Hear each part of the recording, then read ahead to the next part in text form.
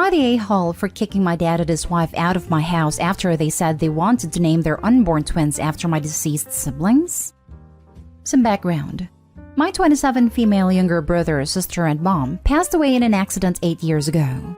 A father, 52 male, and I used to be very close before this, but we've drifted apart since then. I think some of it has to do with the fact I look a lot like my younger sister. She was always close to my dad, and we would often joke she would take care of him when he got older. My father also isn't really a believer in therapy and refuses to go. When I started going to therapy a few months after the accident, he said that I should be stronger and quote, "stop giving people the satisfaction of seeing you weak." He remarried 2 years ago, but his new wife and I don't get along. Some things she's done include telling my father not to invite me to the wedding, telling him I was bullying her children because I refused to let them have an unsupervised party at my beach house, and I also told them they can GTFO if they continue to treat the staff disrespectfully. Her kids were 18 female and 17 male at the time. When she married my dad, she was also under the impression that the money he spent on her and the house he lived in was his. He never said it was. She just assumed. My mom left me a nice amount of money in her will, and I used it to invest and also work in the tech field, so I'm well off. However, considering my age, I don't think she was expecting this, and I don't think she was very pleased either. On to the issue. At their gender reveal party, they were expecting a boy and a girl. My dad announced they will be naming the kids after my dad's siblings. I'm shocked, and I interrupt to tell him that naming the twins after my siblings is weird. His wife just tells me to stop being jealous. At this point, I'm pissed, so I ignored her and tell my dad that he would always stick up for me in the past, yet let his wife belittle me now.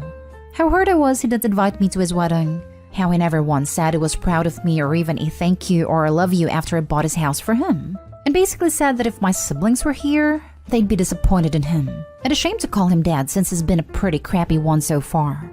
My father told me to get out of his house, and as I am about to leave, his wife comes up to me and I kid you not says, "Don't let the door hit your butt on the way out." So I walk back and tell my dad that he and his wife had a month to leave my house. Well, wife started crying. Dad said I was pathetic and her family has been messaging me telling me to apologize. But my friends and family on both my mom and dad's side agree with me, although they think I should let my dad stay and kick the wife out. However, I want both out. I get that I acted a bit emotionally, and I'm starting to feel bad for stressing a pregnant woman. So am I the a-hole? Now for the top comments before the little edit/update. Not the a-hole. Kick them out. They shouldn't name their twins after your dad's siblings. It's totally wrong because your dad's siblings were born to your dad and mom, not stepmom. They need to come up with other names. Your stepmom is a piece of work. I'm sorry for your loss of your mom and siblings. The way new wife has worked to cut Opie out of her father's life, it's not impossible she's seeking to overwrite Opie's siblings in her husband's mind. She was probably thinking dad has lots of money and valuable property she can get if she pushes Opie out.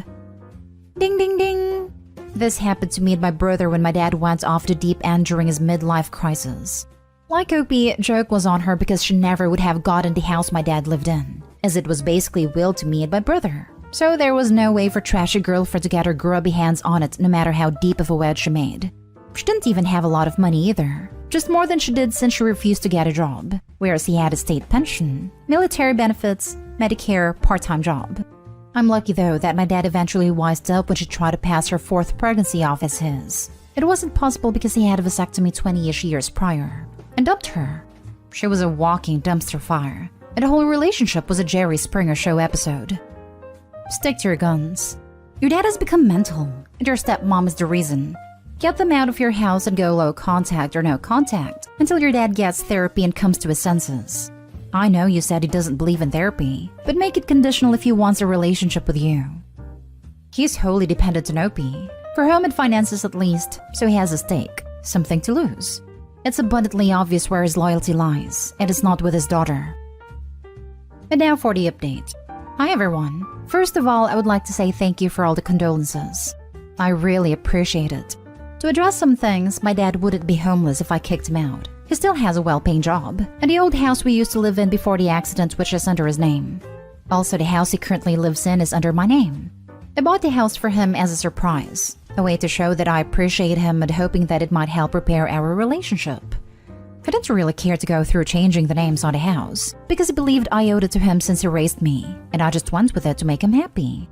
I never really thought I would try to argue against this. And to be honest, I feel pretty low doing this.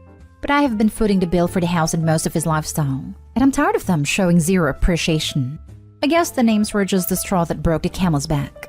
A lot of people also mentioned how naming the twins after my siblings isn't necessarily a bad thing. And I agree, if they were doing it with an honest intent to respect them or using middle names.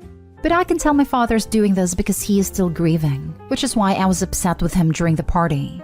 I'm not the best at expressing myself, so some of my anger might have been misplaced, but I was more frustrated with the fact that he's trying to cope with their loss by trying to replace them, and in a way replace me.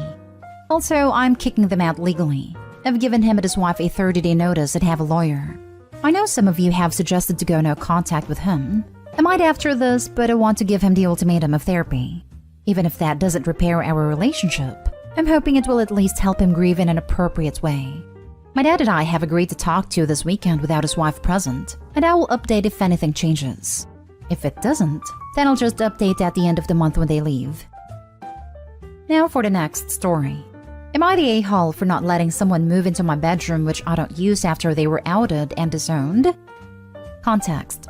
My mother came out as bi when she was younger, and was disowned by her parents when she started dating a woman. My grandmother came back into her life once my mother had my older sister and me. My sister caught on quicker and chose to dissociate with her. I was younger and didn't know. Due to this, I was named the sole inheritor to everything my grandmother owned, including her house. My grandmother's final spiteful move against my mother, it seems. I, female 18, recently started college and got a scholarship which included living on campus. I thought it would be a good idea for me to get out of my comfort zone and have a level of independence. My sister's best friend, Jen, 21 female, was recently disowned by her family after being outed, so she spent Thanksgiving with us / staying with us. Obviously, my mother has taken Jen in. The day after Thanksgiving, my mom told me that Jen will be permanently moving in. Both her and my sister go to school about 30 minutes away, so it's more convenient. My mom told me that she's going to give Jen my room, as it's not convenient for her and my sister to share a room. Up until this point, I was on board and felt bad, but I had a problem with this. We have a 3 to 4 bedroom house. The 4th one is currently being used as a storage room. So I don't think it's fair for me to be displaced when there is a room she can move into. The stuff inside of it can easily be moved into closets around the house and is a big room. My mother argued that I go to school 6 hours away and will only be home a couple of weeks out of the year, and it's selfish to keep my room. Jen also likes the fact that my room has a balcony and stated she liked being on the same level as everyone else / felt isolated sleeping on the ground floor. I said that she was prioritizing someone else over her own child, and she said I didn't have a say because I'd never be discriminated against based on my sexuality and didn't know what it's like to be disowned because of it.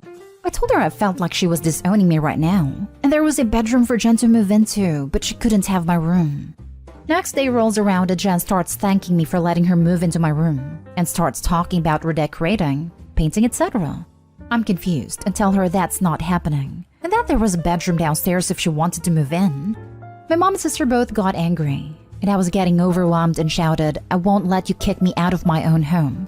That is my bedroom and will continue to be my bedroom. If you want to choose Jen over me, go live in another house and have your family there." Apparently now I've made Jen feel unwelcome and she thinks I hate her because of her sexuality. My mom and sister keep making comments about being inhospitable and can't believe she pulled the "I own this house," even though she doesn't pay any bills. I have paid a tax on the house through inheritance money and will live in my grandmother's house. It is absolutely unfair to be kicked out of your room by someone else, especially when you are the owner of this home. Your mother obviously has a blind spot when it comes to this specific topic, and I'm sure there is some family bitterness towards you for inheriting everything. However, you have some difficult conversations ahead of you, independently of whether or not you should have to move. If you are really not providing anything to the household economically, what is going to happen? If they all actually got upset and took you up on your offer to move out, what would you do? If you can't put any money into the home, you are also at the mercy of their contributions, whether you like it or not. It's time to consider what your long-term plans are, and if the residence in your home is in them. Opie can rent out the house to a family until she's finished with university, then decide to either keep it or sell it. She has options. You're the homeowner. It doesn't matter if you don't pay the bills. Jen can move into the spare bedroom in the other part of the house. There's no reason you should have to be displaced in your own home. From what I understood, it's your house, and not your mother's. Your mother had no right to say that your room would go to Jen. Jen was an a-hole too for talking about redecorating your room. Next story. Am I the a-hole for telling the kids their dad took this year's Christmas away from them? So I'm a working mother of 3 kids, 9, 11, 5. My husband used to have a job but was let go at the end of 2020 and hasn't worked since then. Yes, he worked in few places here and there like the gas station, but he couldn't keep it because he lacked motive and passion. All in all, our financial situation isn't so great, but I've decided to start saving money to be able to get the decent Christmas celebration the kids wanted and couldn't get in 2019 to 2020. I've put money aside to buy decoration and prepare meals and also gifts. But just a couple days ago, found out that my husband had taken $500 out of my account, and from the money I saved, the rest of my salary goes to bills and grocery, and gave them to his little brother to help him out in child support. I found out I'd had a big argument with him about how he essentially stole this year's Christmas from the kids to help his irresponsible brother pay for child support. My husband apologetically said he had no choice and was pushed by family to contribute and pay part of his brother's child support. Otherwise, they won't see their nephews/grandchildren, since his brother's baby mom is vicious and spiteful. The kids came in and I just told them that unfortunately I can't afford Christmas this year, and it's because of their dad who took it away from them by taking the money I saved. There was utter silence, and my husband glanced at me in disbelief. He told the kids to go to their rooms and screamed asking what the heck is wrong with me to spout this kind of BS in front of the kids. I said it's the truth, and that I sacrificed so much to save money to give the kids some joy this holiday. Then he selfishly took the money and gave it away. He said he would pay me back in time before Christmas, but I don't see this possible since it doesn't even have gas money. He got pissed and said I shouldn't tell the kids that he took their Christmas money, and that the psychological damage I'm doing to the kids is worth a lot more than money, and accused me of turning the kids against him and making them resent him for trying to help out a family member. He stormed off and spent time with his family, who accused me of causing my children mental traumas by saying their dad took Christmas away from them and alienating them from him. Adding this, just wanted to say that the kids know that mommy is the one who brings home money, and so if Christmas gets canceled because of money, then they'll think it's because of me. I had many conversations with them about it. The last thing I want is to see them disappointed in me for something that is not my fault. Thank you. Now for the comments. Your husband sucks. Be done with his deadbeat self and family. At least alone, you won't have to worry about him stealing from you in addition to sucking up the family resources with no return. This, and maybe when you ditch him, his family will come together to pay you some child support so you can afford Christmas presents. Yeah, might want to separate your bank account now and kick him out. Why should Opie take the blame for having no Christmas? She's the only breadwinner in the house. She sacrificed to make this happen. The husband needs to take some responsibility for this and explain to the kids why I felt his brother deserved Christmas more than they did. Opie, I would leave this guy. He's dishonest, lazy, and steals from his own family. Huge character flaws that don't make for a good marriage. You will always be giving 110%, and he will always be taking. We'll see if his brother gives him $500 to help when he owes you child support. Everyone sucks here. 1. Your husband is a deadbeat, which apparently runs in his family. No way he should have used that money to pay his brother's child support, especially when he's not doing anything to support his own family. Deadbeats suck. Looks like you married into a family of them. 2. You played a large part in ruining your children's Christmas, but not only airing out your marital disputes to them, but also just tossing out Christmas altogether because your husband is a jerk. You had an opportunity to work with your children to teach them that Christmas isn't all about the money/gifts/things, and about family and togetherness. You still do. And instead, you decided to use them to punish your husband. You and your husband need to have one-of-life conversations. Now for the last story. Am I the a-hole for leaving her with an apartment she can't pay for herself? So after 6.5 years in a relationship with my girlfriend, let's call her Maria, we got together when we were 18/19 years old, and over the course of the years we have experienced a long-distance relationship where Maria studied in another town, and I prepared myself for serving in the military. As Maria studied, she left for Hawaii to study abroad, and when my 1 year of service were finished and she got back from Hawaii, we moved in together. 4 years passes and she got her master's degree, and I managed to get a bachelor's degree. We've had our ups and downs during this time together, and we decided to move again. She already had a plan but could not manage it alone since rent was too high. Maria wanted to move to the big city where she could get a good paying job, and myself wanted to move to another town to continue studying. But personally, I did not want to leave Maria again. So for her, I moved to the big city as well. Now, after 3 months, she all of a sudden decides to tell me she wants to break up because she has lost the spark we once had. On top of this, Maria claims that she wanted to split up for over a year, but was too insecure about it and wanted to try and see if we lived somewhere else she would not feel she had during the prior year. So now I can't stay in the apartment. I have to get out, but she wants me to pay for rent until the landlord finds someone else for it. But I never signed a contract. It's all in her name. So I'm packing my bags and never looking back. Am I the a-hole for leaving as it is? If you're not on the lease and she doesn't want to be a couple anymore, it's her problem if she can't afford rent. Exactly. I'm thinking there's a reason Opie wasn't put on a lease. Also, if Opie wasn't put on a lease, then her eligibility was determined solely on her income, not their combined income. And she likely can pay her rent. Maybe just barely, but still. Otherwise, I doubt she would have gotten the place to begin with. So let me get this straight. She, 1, convinces Opie to move to a city he didn't really want to move to, that she can't afford. 2, dumps him. 3, tells him she wanted to dump him a year ago. 4, kicks him out of the apartment they share in the city she wanted to move to. 5, and still expects him to pay her rent?